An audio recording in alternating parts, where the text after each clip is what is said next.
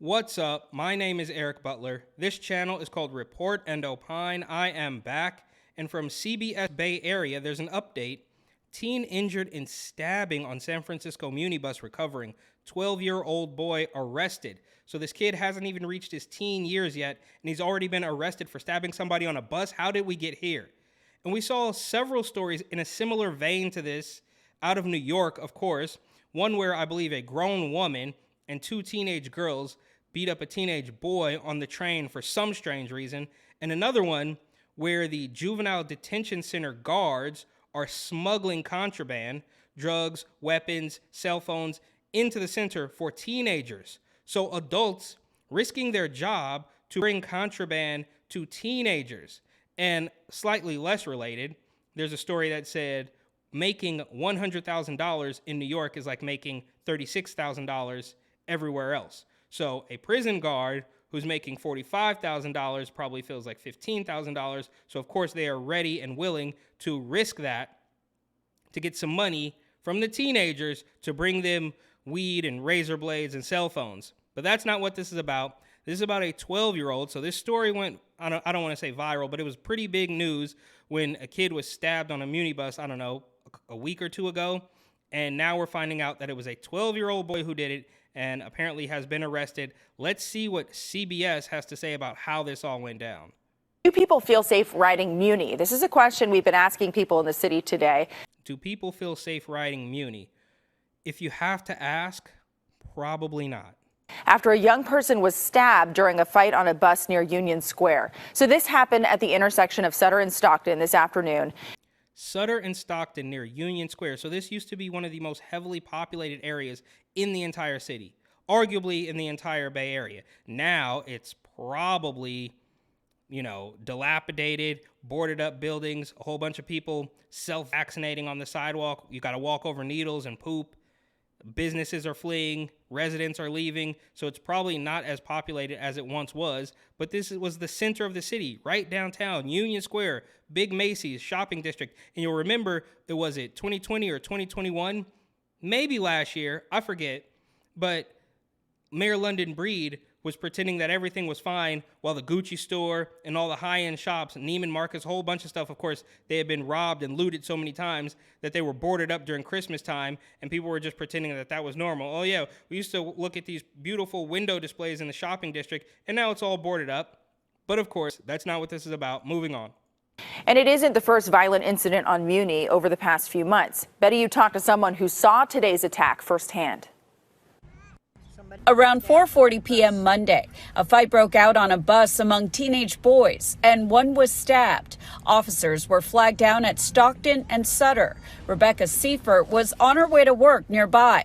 Right as I was walking up Stockton to come here, I immediately saw a lot more cops than usual, a lot of commotion. What I did see was a young man on the ground. He probably seemed to be about 13, maybe 14. And well, he wasn't 13 or 14.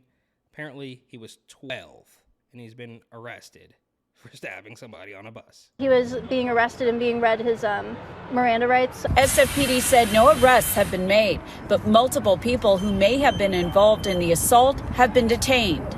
So apparently it wasn't an arrest. So right in the headline, they say it was an arrest.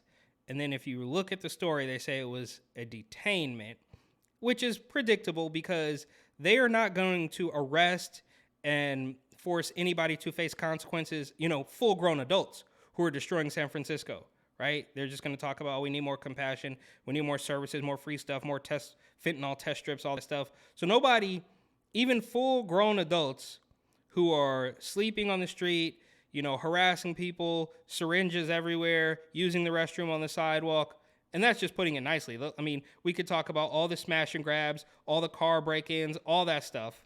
And those people will rarely, if ever, face consequences. So, of course, a 12-year-old is not going to face consequences. And I don't know what to do with a 12-year-old. Who knows, right? We're constantly talking about how these very same kids shouldn't be exposed to drag shows and this radical gender ideology because they can't truly understand it. So he doesn't really truly understand anything, right? Well, nobody in San Francisco knows what's going on. But I don't have the answer as to what you do with a 12-year-old who stabs somebody. Do you blame the parents? I mean, how do you get a hold of this? It's not like they want to. They don't want to get control of this. The chaos works for them, right? Because, like I always say, they don't really care what you do. They will pretend that they're going to try to stop it and, ask for more funding for some programs or something, all a scam. And they're going to, siphon that money through the pockets of bureaucrats all over the place until a couple pennies drop down into another, fake, phony organization. But I don't know how you put a stop to this, especially considering they don't want to, because it doesn't matter what you do. It only matters what you think. They would be far more concerned. It would be much more outrageous for the people in San Francisco and the political establishment if one of those kids stood up to the radical gender ideology or said, I don't want to go to the Pride Parade. That would be way more newsworthy for them than this absolute chaos, because they don't care what you do. They only care what you think. That's why they are pretending that they want to stop it, but they don't actually want to stop it, because if they wanted to, they literally could. But that's not on the agenda for them, right? And of course, on an auxiliary note, the cops, they haven't been vilified in San Francisco quite as bad as they have in New York, but they're working on it. I can almost guarantee. I'm also a substitute teacher, and a lot of young people are really suffering with mental health and feeling like they don't have any supportive adults in their life. This latest instance of violence adds to a growing public transit problem. In 2021, SFMTA found a rise in assaults and other crimes on Muni. Last August, a shooting left one passenger dead and another injured in the city's Sunnydale neighborhood. Well, how did that happen, right? Nobody's supposed to have a gun. Or is it just that the bad guys continue to have guns because they don't follow the law anyway, right? That's an age-old argument about this gun control nonsense that you just leave regular citizens high and dry and they're going to follow the law. They're going to play by the rules, while the criminals certainly are not. And I don't know, it's always the same in California, New York, why anybody would play by the rules, because the game is rigged against you. No matter what you do, you can pay your taxes, you can go to work, but they care far more about protecting the criminals than they could ever care about, making sure that somebody can get to and from work safely. In June of that same year, a gunman killed one person and wounded another on a train at the Castro station. And last month, a man was caught on video throwing eggs at passengers after going on an anti-Asian rant. An anti-Asian rant. Which brings me to another point, is why do the anti-Asian stuff and the racism and all that, why does it constantly happen in these big cities that are harping on it all the time, right? Oh, they're always talking about tolerance and racism and you belong and everybody, this is a safe space and all this absolute nonsense. But it doesn't really happen anywhere else. It didn't happen in South Dakota when I lived there. You didn't see one story about racism. And that's where it's supposed to be, right?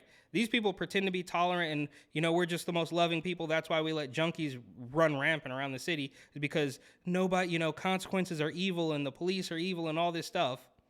But why are you guys the ones constantly dealing with the race-based attacks? Why is that, right?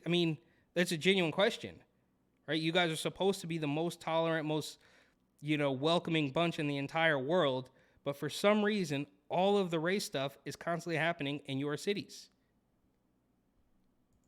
Rebecca is an SF resident and takes Muni every day. Especially as a woman, a lot of us when we're traveling alone, we kind of adopt this sort of a cold demeanor. And I think... Okay, I just have to say, I don't know if you noticed, if I can go back a few seconds. It's important to a woman, a lot of us when we're traveling alone, we kind of... Mask advised. So people are getting stabbed. They just named 3 other stories about violent crimes on the bus, and they're worried about, well, you should probably wear a mask. Like, that's going to save you from a knife attack. Adopt this sort of a cold demeanor, and I think that it's important to kind of look like you know what you're doing, don't look lost.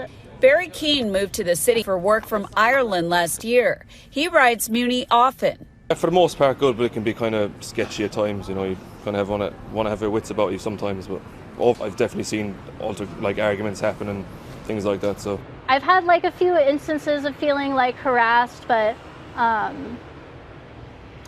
mostly it's okay. It hasn't stopped me. You know what I mean? Okay, well, she seems like a nice enough woman, and she'll probably stop when something bad really happens. And I wish this woman the best. I'm not. It's just like sometimes, you know, you got to learn the hard way. But nothing will ever change. They can rattle off 3 stories of violence. The signs on the bus are still claiming, oh, you should wear a mask.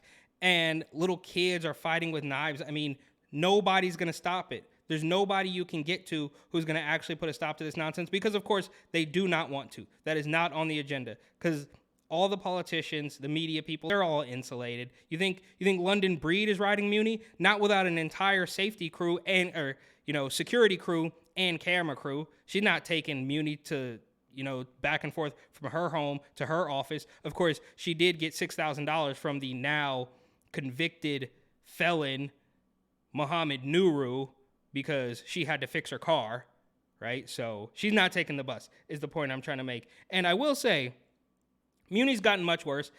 It's always been a little rough around the edges. I used to ride it every day, literally every single day. And I can remember one time, the worst thing that happened to me was a gentleman had used the bathroom in his pants on the bus, made the entire bus stink. You had no choice but to get off immediately and wait for the next bus, which has nothing to do with this story, but I guess just a little bit about the increase in insanity in San Francisco. So, thank you for watching. Please like, comment, share, and of course, subscribe.